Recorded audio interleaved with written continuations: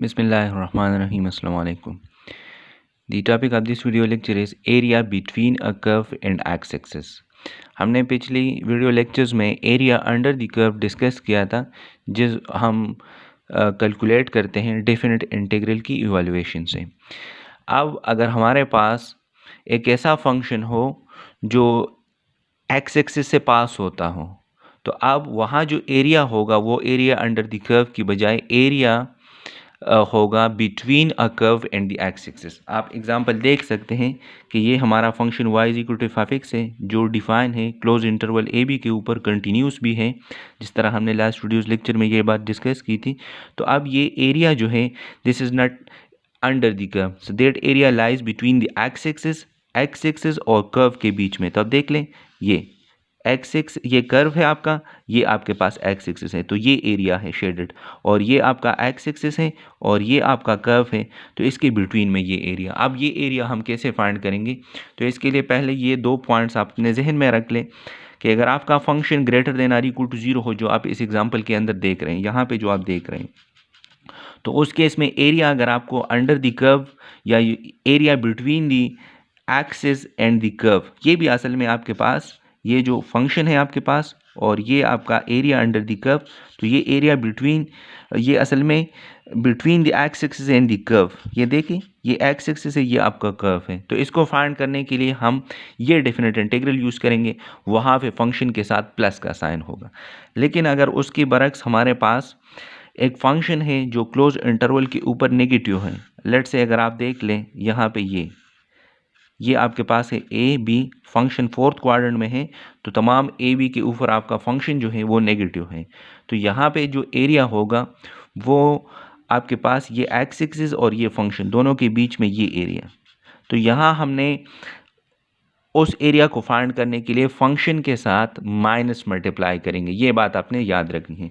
तो यहाँ अगर हम सब डिवीजन रूल यूज़ कर लें, area between a curve and the x axis, ये जो आपका ग्राफ है, तो यहाँ हम क्या करेंगे, सब डिवीजन रूल के मुताबिक integral from a to b f of x d x, ये बराबर होगा, let's say this is point c, so now from a to c f of x d x plus c to b f of x d x. Clear cut आपको पता है कि c lies between a b, सब division rule के मुताबिक इस एक integral को दो में मैं स्प्लिट कर सकता हूँ, डेफिनेट इंटीग्रल। अब यहाँ पे ये जो होगा ना, ये जो आपके पास एरिया है, ये यहाँ से कैलकुलेट नहीं होगा। ये कहाँ से हम कैलकुलेट करेंगे? यहाँ अगर आप देख लें, फंक्शन की वैल्यूज़ आपके पास नेगेटिव हैं। फंक्शन की वैल्यूज़ नेगेटिव मीन फंक्शन की वैल्यूज़ y की वैल्यूज़ होती है। तो यहाँ आप क्लियर कट देख सकते हैं कि y आपके पास below the origin, y axis की वैल्यूज़ तो फिर आपके पास नेगेटिव होती है ना, डाउनवर्ड, तो ये आपके पास तमाम नेगेटिव है। तो ये एरिया अगर हम मुझे चाहिए, तो यहाँ पे मैंने क्या करना है, f of a to c minus f of x d x होगा। तो ये इसी तरह होगा। और दूसरा एज इट इज़, क्योंकि प्लस आप लगाए या ना लगाए, क्योंकि यहाँ पे ग्राफ आप देख सकते हैं कि ये y की वैल्यूज़ है और ये आपके पास पॉजिटिव है। तो यहाँ पे area between a curve and the x axis में आपने ये ख्याल रखना है कि जिस इंटरवल के ऊपर फंक्शन नेगेटिव होगा, उस केस में आपने फंक्शन के साथ नेगेटिव मल्टीप्लाई करना होगा। फॉर एग्ज़ाम्पल, अगर मैं आपको एग्ज़ाम्पल दूँ, f x is equal to x square minus 4 and it is defined on the close interval 0 to 4। तो अब अगर आप देख लें, ये जो आपका फंक्शन है that is less than or equal to 0 for all x belongs to 0 to 2 and that function is greater than or equal to 0 for all x belongs to 2 to 4। तो अगर आपने ये इवैल्यूएशन करनी है 0 to 4 F of x d x, तो ये आपके पास होगा 0 to 2 minus f of x d x plus 2 to 4 F of x d x, क्योंकि इस केस में फंक्शन की सारी वैल्यूज़ नेगेटिव है। इसका ग्राफ भी इसी तरह आपके बुक में गिवन है।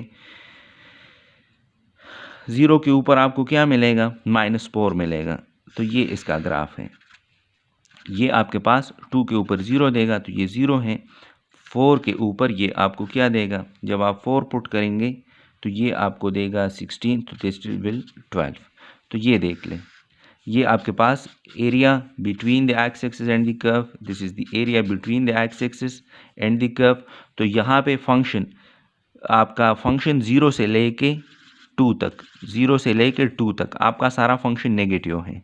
तो अगर फंक्शन नेगेटिव है तो वहाँ एक नेगेटिव आपने मल्टीप्लाई करना होगा, और यहाँ पे आपके पास 0 to 4 फंक्शन पॉजिटिव है तो वो एज इट इज़ होगा। तो ये बात आपने जहन में रखनी है इस केस में। तो इस केस में ये ऐसे हो जाएगा, integral 0 to 4 x square minus 4 dx, ये होगा 0 to 2 माइनस एक इसके साथ होगा एक्स स्क्वायर माइनस 4, वो यहाँ का माइनस मैंने बाहर लिख लिया, फिर plus 2 to 4 x square minus 4 dx।